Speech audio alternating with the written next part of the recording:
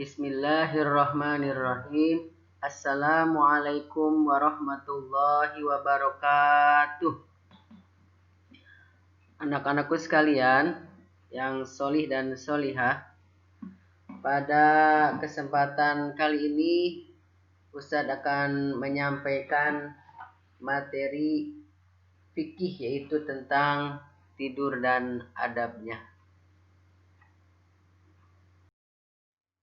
Sebelumnya mari kita berdoa terlebih dahulu. Kita baca bareng-bareng. Bismillahirrahmanirrahim. Allahumma inni as'aluka ilman nafi'a wa rizqan thayyiba wa amalan mutaqabbala. Ya Allah, sesungguhnya aku memohon kepadamu ilmu yang bermanfaat, rizki yang baik, dan amal yang diterima. Amin ya rabbal alamin. Anak-anakku sekalian, adanya siang dan malam merupakan tanda-tanda kebesaran Allah Ta'ala dan kasih sayang Allah Ta'ala. Allah Ta'ala berfirman, wa min rahmatihi ja'ala lakumul laila wan nahara litaskunu fihi wa litabtagu min fadlihi wa la'allakum tashkurun. Dan karena rahmatnya Dia jadikan untukmu malam dan siang, supaya kamu beristirahat pada malam itu dan supaya kamu mencari sebahagian dari karunia-Nya pada siang hari, dan agar kamu bersyukur kepadanya. Jadi anak-anakku sekalian, Allah Subhanahu wa Ta'ala telah menyediakan waktu malam, dan waktu malam ini kita diperintahkan untuk istirahat, untuk tidur. Dan dengan tidur ini ada manfaat yang bisa kita rasakan. Badan kita menjadi segar, menjadi bugar, sehingga kita bisa melaksanakan aktivitas di siang harinya dengan penuh semangat. Bisa belajar, bisa bekerja, dan lain-lain. Adapun tidur yang kita lakukan ini perlu memakai aturan secara Islami dan disebut dengan istilah adab sebelum tidur.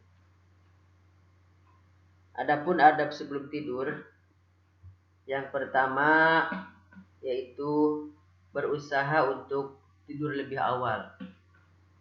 Rasulullah Shallallahu Alaihi Wasallam terbiasa tidur di awal malam, kemudian bangun malam, lalu beliau sholat malam, kemudian kembali berbaring menjelang azan subuh. Ketika azan subuh, beliau bangun. Jika dibutuhkan, beliau mandi. Jika tidak, beliau berwudu dan keluar dari kamar atau rumah. Hadis riwayat Al-Bukhari. Jadi Rasulullah itu biasa tidur di awal malam dan tidak suka dengan yang namanya begadang. Makanya kita contoh Rasul, tidurlah di awal malam, ya paling maksimal jam 9 sudah mulai tidur, sehingga bisa melaksanakan sholat subuh tidak kesiangan. Kemudian yang kedua, sebelum tidur berwudu terlebih dahulu. Jika engkau hendak tidur, maka berwudulah seperti engkau wudu untuk sholat. Hadis riwayat Bukhari. Kemudian yang ketiga, sholat witir. Abu Hurairah berkata, Rasulullah Shallallahu Alaihi Wasallam berwasiat kepadaku 3 hal yang tidak akan aku tinggalkan sampai aku mati. Puasa 3 hari setiap bulan, sholat duha, dan sholat witir sebelum tidur. Hadis riwayat Bukhari. Kemudian yang keempat, sebelum tidur kita dianjurkan mengibas alas atau tempat tidur. Jika salah seorang di antara kamu beranjak ke tempat tidurnya, hendaknya ia mengibas alas tidurnya dengan ujung kainnya. Sesungguhnya ia tidak mengetahui apa yang dibalik alas tidurnya setelah ia meninggalkannya. Hadis riwayat Bukhari. Dalam riwayat lain dianjurkan mengibas alas tidur sebanyak 3 kali seraya membaca bismillah. Menurut penelitian saat seseorang tidur, maka sel-sel kulit mati dalam tubuh akan menempel pada tempat tidur dan menjadi kuman. Dan ketika seseorang ingin tidur kembali, maka disarankan untuk mengibas-ibaskan tempat tidurnya terlebih dahulu untuk membersihkan tempat tidur. Karena jika tidak, maka kuman akan menempel pada tubuh kita. Kemudian yang kelima, sebelum tidur kita usahakan tidur miring di atas badan bagian kanan. Jika hendak berbaring, maka berbaringlah di atas sisi tubuh bagian kanan. Hadis riwayat Bukhari. Kemudian yang keenam, sebelum tidur dianjurkan kita muhasabah. Muhasabah adalah mengevaluasi apa yang telah dilakukan pada hari ini dan meminta ampun kepada Allah terhadap dosa-dosa yang telah dilakukan pada hari ini dengan membaca istighfar. Astagfirullahalazim, astagfirullahalazim, astagfirullahalazim. Kemudian yang ketujuh, membaca doa dan wirid atau zikir. Rasulullah Shallallahu Alaihi Wasallam mengajarkan beberapa wirid dan doa yang dibaca ketika hendak tidur. Di antara wirid dan doa tersebut adalah membaca ayat kursi, membaca 2 ayat terakhir surat Al-Baqarah, membaca surat Al-Ikhlas, Al-Falaq, dan An-Nas, dan meniupkan kedua telapak tangan dan mengusapkan ke seluruh tubuh sebanyak 3 kali.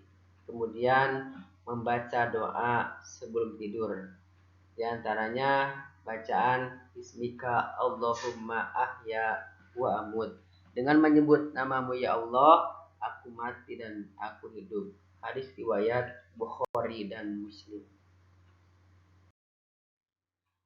Adapun ketika sulit tidur dianjurkan untuk membaca A'udzu bikalimatillah min godobihi wa iqabihi wa syarri ibadihi wa min hamazati syayatin wa ayyahdurun. Aku berlindung dengan kalimat Allah yang sempurna dari amarah dan siksanya, keburukan makhluknya, dan aku berlindung dari bisikan setan dan kedatangan mereka kepadaku. Hadis riwayat Muslim. Kemudian yang kedelapan, adab sebelum tidur adalah tidur secukupnya dan tidak berlebihan. Tidur merupakan kebutuhan manusia. Tidur akan memberi dampak positif manakala dilakukan sesuai dengan kebutuhan, dan tidur terlalu lama akan berbahaya bagi kesehatan. Allah memerintahkan kepada Nabi Muhammad untuk menyisakan waktu di malam hari sebelum subuh untuk sholat sunnah. Dalam Al-Quran Allah Ta'ala berfirman, Ya ayyuhal muzammil kumil layla illa qalila nisfahu awin kus minhu qalila. Hai orang yang berselimut, bangunlah salat di malam hari kecuali sedikit daripadanya, yaitu seperduanya, atau kurangilah dari seperdua itu sedikit. Quran Surat Al-Muzammil ayat 1-3. Dalam tidur biasanya suka ada yang bermimpi. Nah ini ya, kita juga mungkin pernah merasakan ketika tidur bermimpi. Adapun jenis mimpi itu ada 3 macam. Mimpi yang merupakan kabar gembira dari Allah Ta'ala, mimpi berupa bisikan dari manusia sendiri, dan mimpi sedih yang datang dari setan. Hadis riwayat Ahmad Al-Baihaqi. Yang pertama, mimpi yang merupakan firasat baik dari Allah Ta'ala. Kemudian yang kedua, mimpi yang merupakan kumpulan memori manusia sebelum tidur. Kemudian yang ketiga, mimpi buruk, dan ini datangnya dari setan, laknatullah alaih. Kemudian hukum menceritakan mimpi. Ketika kita bermimpi, kita menceritakannya misalnya. Dan bagaimana hukumnya? Rasulullah melarang seseorang untuk menceritakan mimpi yang buruk kepada orang lain, dan membolehkan menceritakan mimpi yang baik kepada orang lain. Kalau mimpi baik boleh diceritakan, tapi kalau mimpi buruk tidak boleh diceritakan kepada orang lain. Kemudian yang ketiga, apa yang dilakukan ketika seseorang bermimpi buruk? Mimpi yang baik adalah nikmat dari Allah yang perlu disyukuri, memberikan sikap optimis kepada seorang muslim. Mimpi yang buruk adalah gangguan yang datang dari setan dan tidak bisa membahayakan seorang muslim. Oleh karena itu Rasulullah menganjurkan kepada seorang muslim yang bermimpi buruk untuk melakukan hal-hal di bawah ini. Yang pertama, membaca ta'awuz dan berlindung kepada Allah Ta'ala. Yang kedua, meniupkan ke arah kiri 3 kali. Ketiga, merubah posisi tidurnya. Keempat, berwudu. Dan kelima, sholat 2 rakaat. Kemudian selanjutnya adab bangun tidur. Yang pertama, berusaha untuk bangun sebelum subuh. Nah, ini bagus ya. Sebelum subuh udah bangun. Jadi kita bisa sholat tahajud dulu atau qiyamul lail, kemudian bisa sholat subuh. Nah, kalau kita bangunnya sebelum subuh. Kemudian yang kedua, berzikir dan membaca doa. Berwudu, kemudian sholat 2 rakaat. Kemudian yang ketiga, ketika bangun dari tidur dianjurkan untuk merapikan tempat tidur, mencuci kedua telapak tangan terlebih dahulu sebelum memulai berwudu. Dianjurkan pula untuk membersihkan mulut dengan berkumur, bersiwak, atau gosok gigi.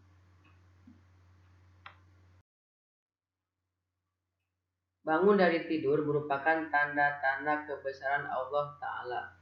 Allah Subhanahu wa Ta'ala memberikan kepada manusia karunia agar ia bisa bangun dari tidurnya. Oleh karena itu, bangun tidur diibaratkan seperti bangun dari kematian. Allah memegang jiwa orang ketika matinya dan memegang jiwa orang yang belum mati di waktu tidurnya.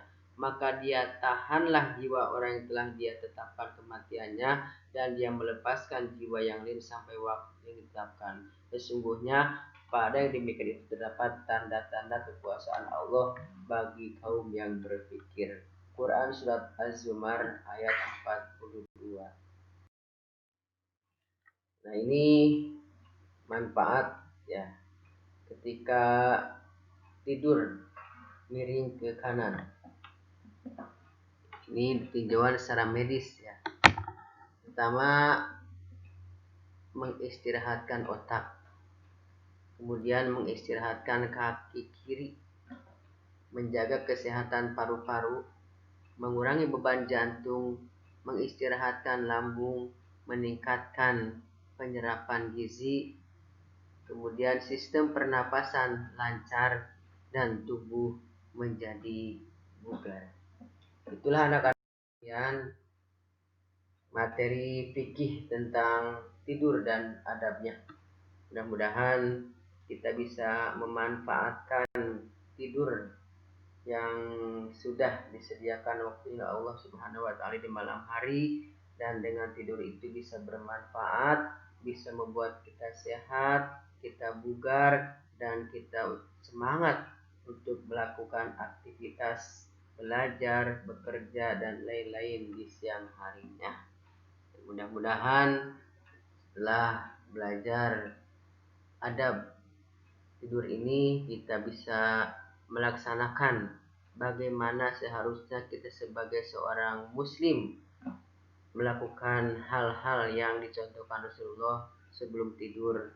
Bagaimana juga kita menyikapi mimpi, ya, baik mimpi yang baik maupun mimpi yang buruk, dan bagaimana kita mencontoh Rasulullah ketika bangun dari tidur, sehingga insya Allah kita akan bisa menjadi orang-orang yang memang mengikuti sunnah Rasulullah Shallallahu Alaihi Wasallam.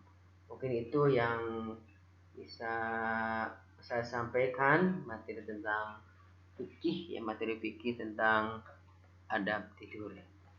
Kita tutup dengan doa penutup majlis. Subhanakallahumma wa bihamdika asyhadu an la ilaha illa anta astaghfiruka wa atubu ilaik. Assalamualaikum warahmatullahi wabarakatuh.